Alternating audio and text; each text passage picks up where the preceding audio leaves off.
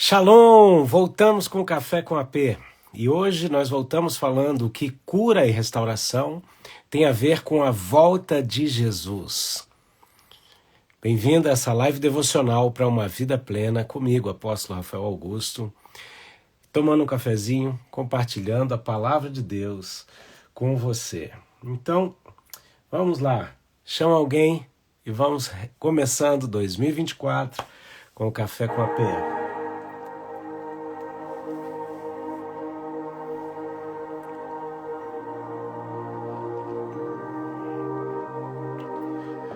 Bom dia, Mariana, Deus te abençoe. Bom dia, Andréia, Shalom.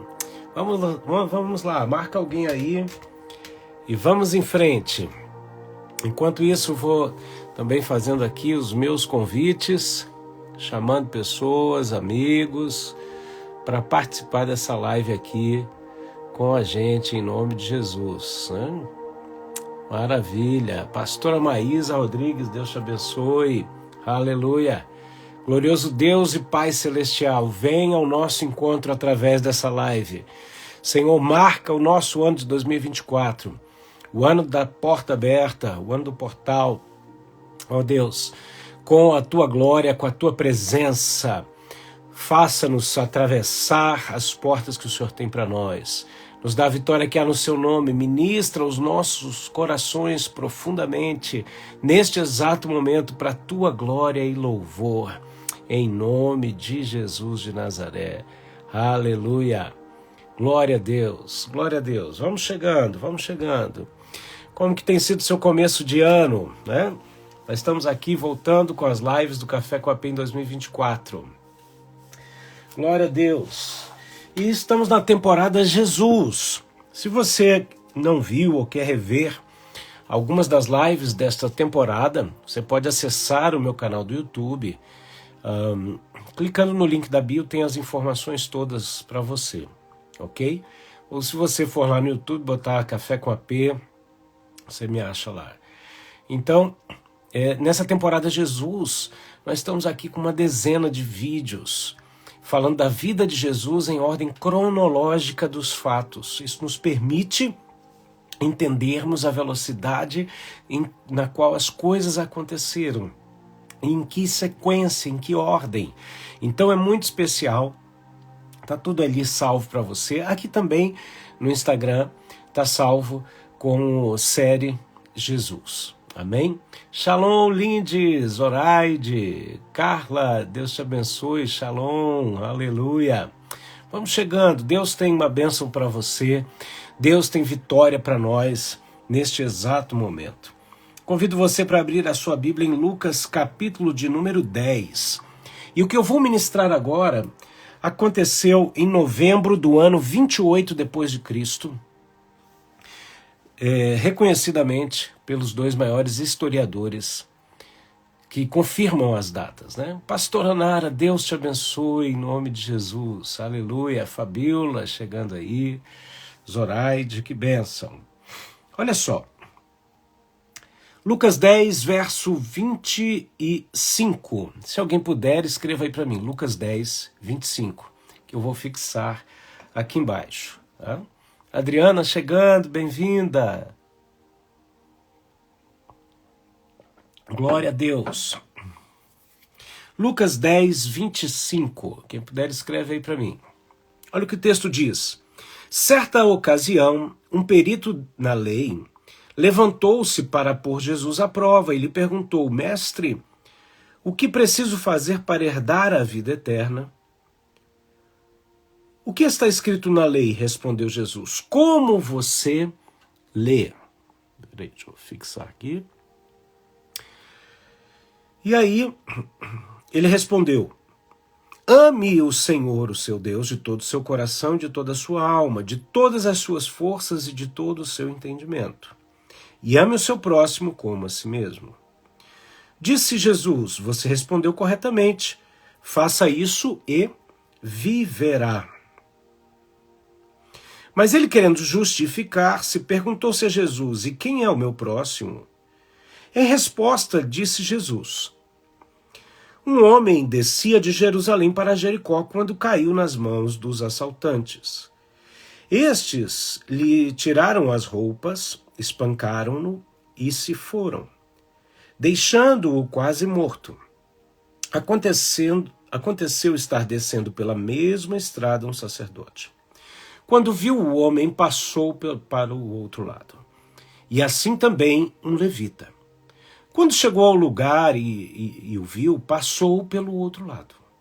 Mas um samaritano, estando de viagem, chegou onde se encontrava o homem, e quando o viu, teve piedade dele. Aproximou-se, enfaixou-lhe as feridas, derramando-lhe nelas vinho e azeite. Depois colocou-o sobre o seu próprio animal. Levou-o para uma hospedaria e cuidou dele. No dia seguinte deu 2 denários ao hospedeiro e lhe disse: cuide dele. Quando eu voltar, lhe pagarei todas as despesas que você tiver. Qual desses 3 você acha que foi o próximo deste homem que caiu nas mãos dos assaltantes? Aquele que teve misericórdia dele, respondeu o perito da lei. Jesus lhe disse: vá e faça o mesmo. Vamos mergulhar nessa palavra comigo? Ore aí onde você está. Senhor, abra a minha visão, o meu entendimento, os meus ouvidos. Eu levo cativo o meu pensamento, a tua pessoa, derrubando toda a altivez e todo o raciocínio humano que se levanta contra a tua revelação. Damos lugar ao amado Espírito Santo para agir e operar, mesmo que a distância física nos distancie, nos mantenha em lugares diferentes. O ambiente espiritual agora é o mesmo. Herabaço decai. O Senhor diz: realizarei milagres enquanto falam. Neriahaço decam. Não permitam que haja dúvida entre vossos corações. Nariahaço decova. Para que vejam a minha glória como a do unigênito do Pai. Aleluia. Glória ao Pai, glória ao Filho e glória ao Espírito Santo de Deus. Aleluia. Você pode se expressar aqui nessa live, botar um foguinho, botar um glória, escrever alguma coisa aí. Vamos lá, gente. Temporada Jesus. Chegamos no ponto, no ano 28 depois de Cristo, mês é o mês de novembro, e de repente Jesus é questionado por um doutor da lei para pô-lo à prova. A primeira coisa nessa live em que vamos falar sobre a relação entre restauração e cura e a vinda de Jesus é que muitas pessoas não provam da vida oculta em Deus, da vida maravilhosa em Jesus, porque a religião, a teologia humana dessas pessoas está sendo utilizada para pôr à prova a Jesus e todos aqueles que vêm em nome do Senhor. Isso é muito diferente de você usar o filtro da palavra para discernir entre o certo e o errado, entre o que é bom e o que é ruim. Deus nos chama a cada um de nós para termos discernimento de espírito e para usarmos o filtro da palavra para vermos se aquilo que a gente está recebendo vem da parte de Deus. Agora, muitas pessoas estão arraigadas em uma teologia humana, uma teologia pessoal, que não as liberta e não as permite acessar essa vida maravilhosa que está oculta em Deus. E aí, toda vez que você coloca Deus à prova, Deus vai te colocar à prova. Nós partindo do princípio que teologia é o conhecimento de Deus, é o estudo de Deus. Então, isso tem que ser bom. Se eu estudo Deus, eu conheço Deus, eu me aprofundo em Deus, eu tenho intimidade com Deus, eu caminho com Deus. Agora, quando essa teologia está arraigada de mentalidade grega, de mentalidade mundana, e quando eu digo mundana, você pode botar de tudo, tá? Inclusive uma falsa religiosidade, ok? No sentido de que tem uma aparência de bondade e nega a sua eficácia. Tudo aquilo que você conhece da palavra de Deus e conhece da pessoa de Deus tem que te aproximar dele e te fazer mais poderoso. Eu sou o tipo de pessoa que está disposta a conversar sobre todo tipo de assuntos polêmicos que você tiver na Bíblia, desde que isso tenha uma aplicação prática na sua vida. E olha que eu encontro, olha que a Bíblia me apresenta a aplicação prática. Agora, para teólogos de plantão, e eu posso dizer porque eu sou teólogo, para teólogos de plantão que ficam discutindo questões das quais eles não têm a mínima experiência, isso é perda de tempo. Estão provando Jesus, quando muito, e serão provados. Você pode perguntar o que você quiser a respeito de Deus, para os homens e mulheres de Deus. Mas esteja disposto a viver, a mergulhar, a entrar nestas coisas. Porque geralmente quem questiona, por questionar sem experiência, sem base e sem a mínima vontade de conhecer aquilo que está questionando, está se comportando como Saul. Não teve coragem de enfrentar o gigante Golias, ficou na sua tenda, mas bastou aparecer um Davizinho, com experiências com Deus, que não estava sob a influência do discurso maligno daquele gigante, para que ele dissesse, não, você não pode fazer como você está fazendo, use a minha armadura. Enfim, fecha parênteses. O que acontece? Jesus começa a perguntar na palavra. Então, todo mundo que se levanta em nome da palavra para questionar a palavra, vai ser cortado pela palavra, que é a espada. Jesus diz assim, o que está escrito na lei? E ele diz mais, olha, aqui tem um segredo, ele diz assim, como você a lê? Eu quero dizer o seguinte, todo mundo tem acesso a esse livro, é o best-seller mais vendido do planeta. Essa palavra que reúne milhares de anos de história, escritas por diversos autores, tendo um único só autor, que é o Espírito Santo, está à disposição de todo mundo. E por que algumas pessoas leem e não entendem? É a maneira com a qual elas leem. Jesus está falando assim, o que está escrito na lei e como você a... Desculpe, como você a lê? Muitas pessoas estão lendo a Bíblia com os óculos da religiosidade. Leem e não entendem. Leem e só estão aptos a ouvir aquilo que os ouvidos surdos do indiferentismo, da religiosidade, lhes permite ouvir. Por quanto tempo mais você vai permitir que esses tampões de ouvido te impeçam de escutar aquilo que Deus quer que você escute? Por mais quanto tempo você vai impedir que os teus olhos espirituais vejam aquilo que Deus quer que você veja? E para isso você tem que arrancar as lentes da religiosidade, você tem que se questionar como eu estou lendo a palavra. Grande abraço, apóstolo Ricardo Ribeiro. Estivemos juntos na Espanha, foi muito especial, um grande abraço para você, amigo. Então, parábola do bom samaritano.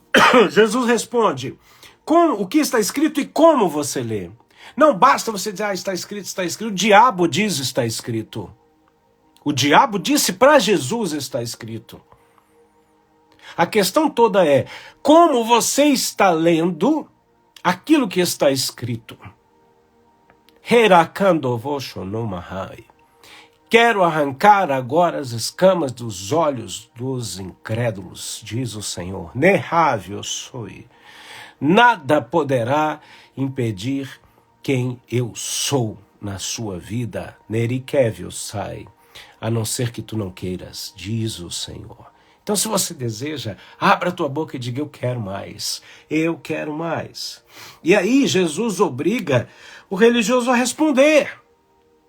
O Senhor é aquele que, quando você bota ele na pressão, ele te põe na panela de pressão. E aí você é obrigado a responder. Não tem outra palavrinha, sabe? E aí o doutor da lei diz assim, ame o Senhor, o seu Deus, de todo o seu coração, de toda a sua alma, de todas as suas forças e de todo o seu entendimento. Então olha que coisa tremenda. Aqui está falando do amor ao ser mais supremo, né, com toda a sede das nossas decisões, a sede das nossas emoções, com toda a fonte da nossa força e com toda a fonte do nosso entendimento.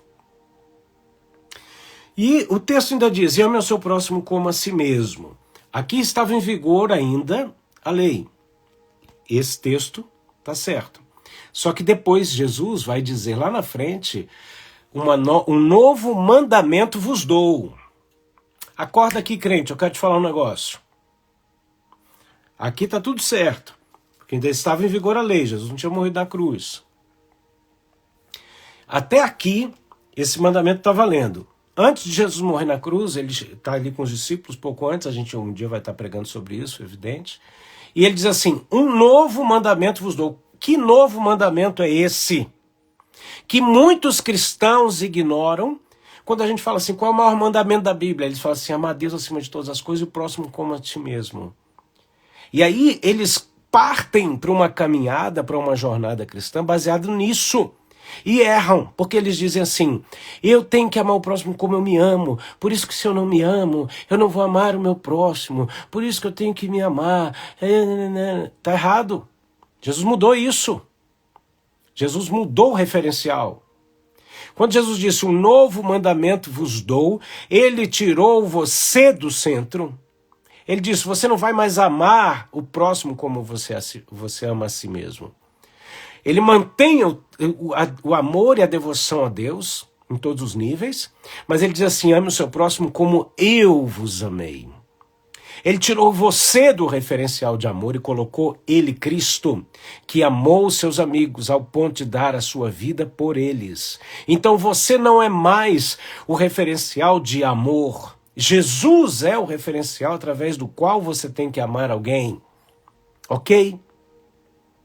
Então, nós voltamos aqui para o texto e o homem responde de acordo com a lei. Jesus diz, você respondeu corretamente, faça isso e viverá. Olha que interessante. O homem estava perguntando para ele herdar a vida eterna e Jesus estava falando para ele como ele iria viver. Os teus óculos da religiosidade fazem você desejar apenas a vida após a morte com Jesus. A visão de Jesus para a minha e para a sua vida mostra para nós que nós devemos usufruir da vida eterna e da eternidade a partir de agora com Ele, e não apenas quando morrermos. Isso faz toda a diferença. E então, Jesus diz aqui, aí aquele homem quis se justificar. Como as pessoas querem se justificar? Por quê? Porque se justificar é mais fácil do que se arrepender.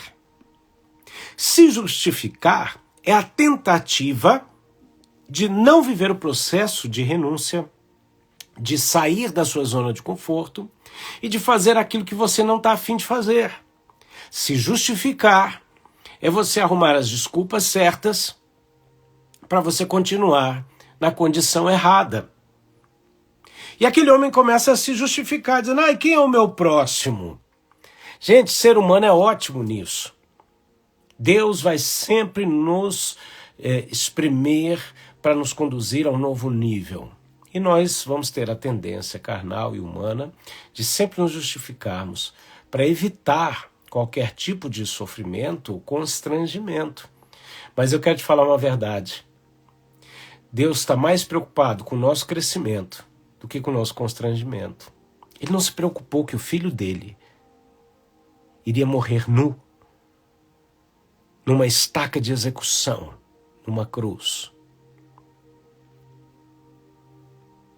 Aleluia. Aleluia. Deus não se preocupou com isso. E eu e você estamos preocupados? É hora da gente mudar o teor da nossa preocupação. Aquele homem tentando se justificar diz, quem é o meu próximo? Então Jesus vem e conta aqui algo muito especial. E aqui existe uma grande revelação que aponta para a relação de restauração e cura com a vinda de Jesus. Eu abri ontem uma caixinha de perguntas, perguntando o que vocês gostariam de ouvir, de serem ministrados. E algumas pessoas colocaram esse tema, cura, arrebatamento, né? dentre outros temas. E eu queria responder aqui. Jesus diz assim: um homem descia de Jerusalém para Jericó e caiu nas mãos dos assaltantes, que lhe tiraram as roupas, espancaram-no e se foram, deixando-o quase morto. Espiritualmente falando, descer de Jerusalém para Jericó fala de decadência espiritual. Jerusalém representa a cidade santa, o lugar da presença de Deus, o lugar da glória de Deus, o lugar de proteção. Jericó simboliza a cidade do pecado, a cidade da prostituição. A primeira cidade a ser vencida por Josué foi a cidade de Jericó, com a queda das muralhas de Jericó. E a primeira área a ser vencida na vida do cristão. Mas nós vemos aqui alguém que estava em Jerusalém e desceu para Jericó. Espiritualmente falando, nós vemos alguém que estava num nível de busca e de adoração e volta à prática do pecado. Nesse caminho de decadência espiritual é onde acontece o assalto espiritual.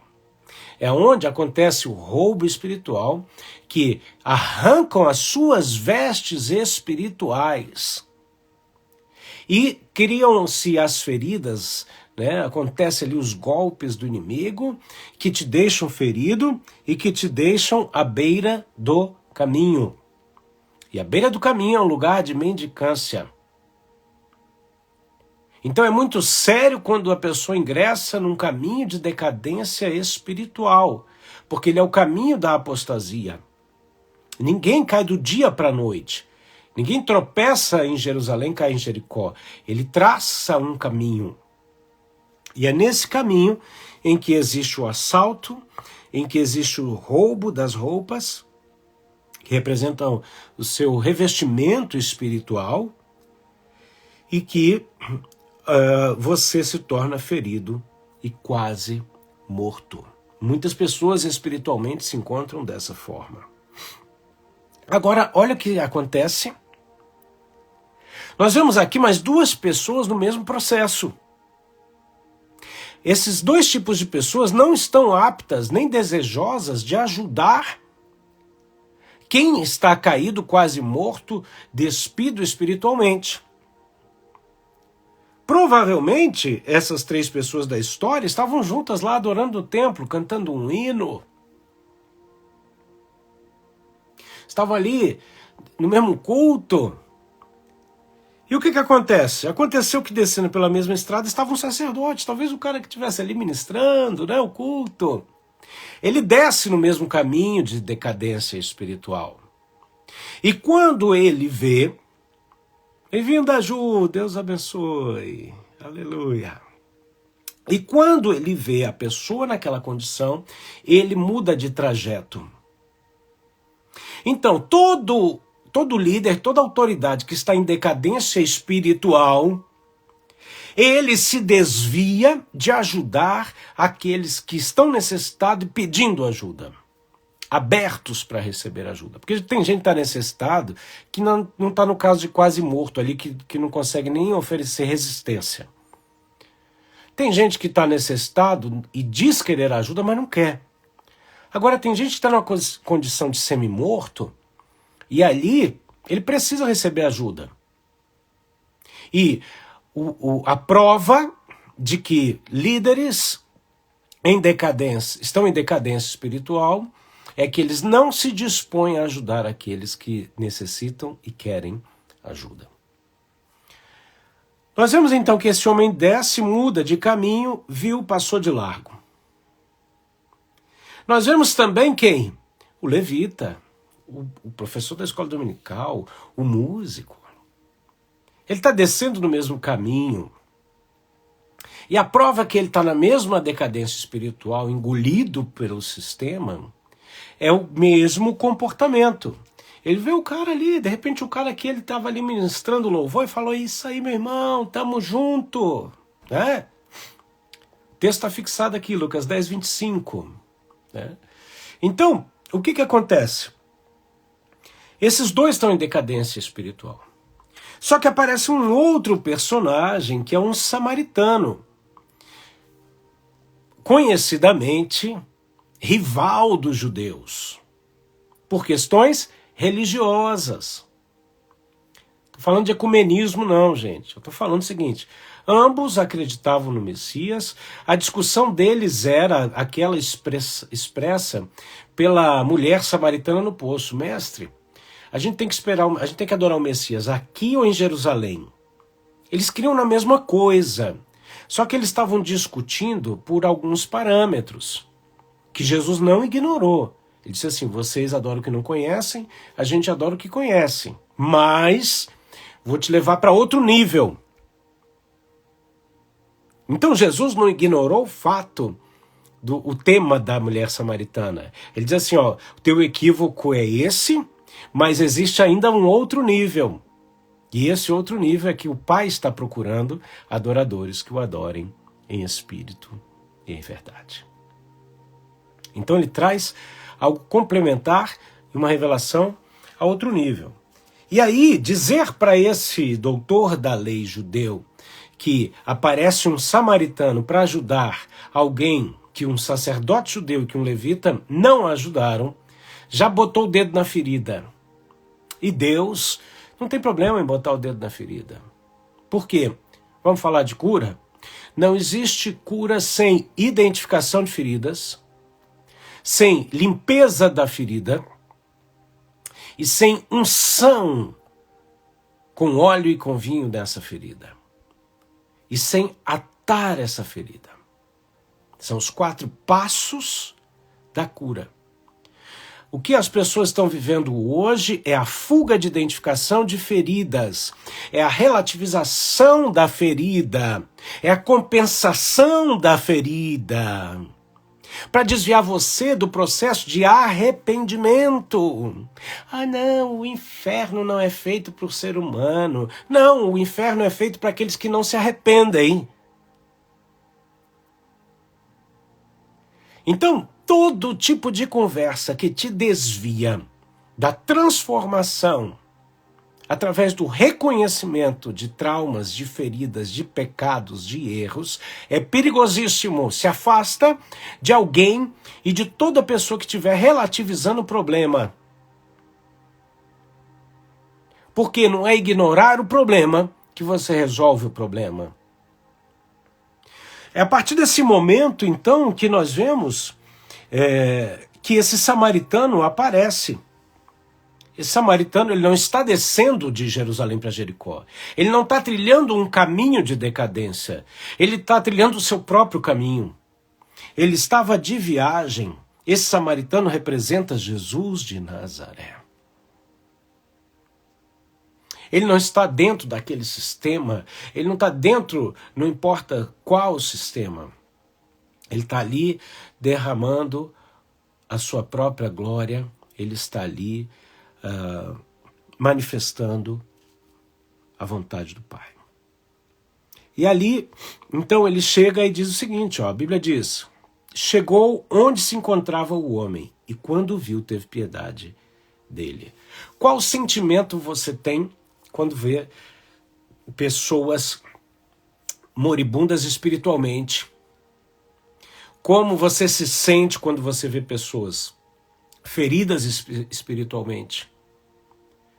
Quando a gente vai para a história, por exemplo, de Neemias, ele ouve a informação de que as coisas mais valiosas da sua cidade estavam destruídas e que o povo estava debilitado, oprimido.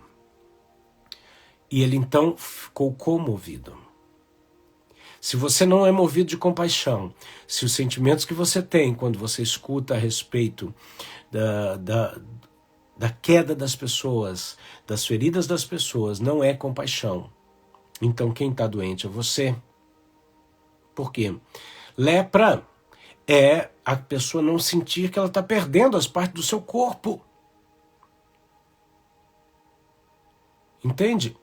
A doutora Juliana está falando algo tremendo, que eu disse agora há pouco. Desejar ajudar é importante, ok? Mas você não pode querer ajudar a pessoa necessitada mais do que ela mesma deseja ser ajudada. Senão, é a hora que a gente apanha, né? Exatamente. No caso do homem, ele está moribundo, não tinha nem como revidar, né? Dizer, não me ajuda não, deixa eu morrer. Porque tem gente que está assim, né? Quando está assim, tá bom. O pior é quando a pessoa diz, me ajuda, eu quero. Aí você vai ajudar, a pessoa está falando que quer e com as atitudes diz que não quer. Né? Jesus é o samaritano. Ele chega, ele vê aquele homem, é movido de compaixão. E aí ele coloca aquele homem sobre o seu próprio animal. O que acontece? Quando as pessoas chegam a esse nível, que é o nível ideal de receber ajuda, ok? Essa frase que a Ju botou é muito importante. Qual é o momento ideal para receber ajuda? Na falência. Na falência. Quantas vezes Deus espera que a gente chegue à falência para nos ajudar? Aí você fala, por que isso, pelo amor de Deus? Porque a gente atrapalha. Quantas vezes as pessoas às quais você quis ajudar, simplesmente pelo fato de você saber a solução do problema daquela pessoa, de você ter a unção, a revelação, a capacidade de Deus para ajudar aquela pessoa, e você sofreu, por quê? Porque aquela pessoa estava sofrendo, mas não ao ponto de se render. Aquela pessoa não chegou ao ponto de se render porque ela não chegou à falência. Tem gente que é sábio e decide se render antes. Tem gente que mesmo descendo ladeira abaixo, rumo a Jericó, prefere continuar descendo, reclamando, pedindo ajuda, mas não muda a rota. Não muda a rota. E aí quem ajudar cai na mesma desgraça. Por isso que é muito importante você discernir isso. Aquele homem estava a um ponto que Jesus, o samaritano, pôde pegá-lo e colocar sobre o seu animal. É o ponto de você se permitir ser tratado, ser carregado. E é esse ponto que é o ideal para que o Senhor possa ministrar algo que vai apontar para um futuro profético. Não só a cura pela cura, mas a cura, a provisão que aponta para o retorno profético de Jesus. E aqui é o ponto auge dessa live. É a relação da restauração com o regresso de Jesus, através do seu arrebatamento. Tem muita gente boa aí, gente até que às vezes eu sigo, que não acredita no arrebatamento antes da tribulação. Eu sou pré-tribulacionista. Significa que eu acredito no que a Bíblia diz a respeito de dois eventos distintos: arrebatamento e segunda vinda. Se você quiser saber mais sobre isso, manda mensagem para mim. Eu tenho cursos nesse sentido, nos quais você poderá fazer parte. Aleluia. O Senhor está dizendo aqui, eu sou o Rei da Glória e o Príncipe da Paz, o homem da Galileia. Aleluia. Então, Jesus pega aquele homem, coloca sobre o seu animal, Jesus, né? Samaritano, né? E leva a uma hospedaria e cuidou dele. Aqui, nós estamos falando da igreja de Jesus. A igreja, tá? Jesus leva esse homem para uma assembleia, uma reunião de pessoas, a eclésia, ok? Para uma casa espiritual. Cuida daquela pessoa, né? E é isso que o Senhor quer fazer com você. Ele quer cuidar de você num ambiente saudável, ok? E como que ele cura, né? Ele vem ali, aproximou-se dele, enfaixou-lhe as feridas, derramou nelas vinho e óleo. O processo é esse. Deixa o Senhor se aproximar de você. Deixe o Senhor limpar suas feridas. Derramar óleo e azeite espiritualmente significa a unção do Espírito que amolece as feridas para que elas sejam tratadas. E o vinho simboliza a alegria do Espírito para você voltar a sorrir naquelas áreas que antes te causaram tristeza. Porque a promessa de Deus é sempre através de um princípio. Ele quer que a glória da segunda casa seja melhor do que a primeira. E, em geral, as áreas feridas eram áreas que um dia estavam maravilhosas, estava tudo bem, e que se tornaram muito ruins. E o Senhor vem com unção e com alegria sobre essas áreas. Depois ele ata essas áreas. Pastora Fernanda, grande abraço, Deus te abençoe. Me alegro com a sua vida, do Ozzy, e testemunho por onde eu vou a respeito de vocês. Jesus então, o samaritano então vem e faz algo, ele dá 2 denários ao hospedeiro e disse-lhe, cuide dele. Eu não teria tempo aqui para falar muita coisa sobre isso, né? Mas eu quero dizer que esses 2 denários apontam para uma realidade. Para o tempo em que o samaritano voltaria. Esses 2 denários apontam para um tempo onde Jesus voltará. Nós não sabemos o dia e a hora, mas eu creio que nós saberemos o momento. Vou repetir, tá? Pastor Fernando, vamos falar disso aí, tá? Olha aí, que coisa boa. Vamos falar desse negócio aí, gente. Quem quer que eu vá para o Brasil esse ano, dá um glória. Amém? Nós não sabemos o dia e a hora, mas nós vamos saber o momento. Sem me aprofundar nisso, eu quero dizer que as 2 moedas apontam para um tempo. 2000 anos após a vinda de Jesus, ele está dizendo, eu vou voltar. Então todo o calendário de Deus está mostrando que nós estamos vivendo esse tempo muito próximo ao regresso de Jesus. Então fique atento, fique preparado, pode ser a qualquer momento. Abra o seu coração. Amém? Aleluia. Glória a Deus, que coisa tremenda. Olha aí. E o hospedeiro cuida dele. Deus quer que você seja cuidado por homens e mulheres, pastores, segundo o coração de Deus. Sabe, é engraçado, né? Se eu não me engano, a Bíblia diz que Deus dá pastores segundo o seu coração. Gente, se você está tendo um pastor que você fala, meu pastor é ruim, meu pastor... Olha o teu coração. Muda o teu coração, que ou Deus transforma o teu pastor ou te muda de pastoreio. Agora, quando você fala mal do corpo de Cristo, você está falando mal de você mesmo.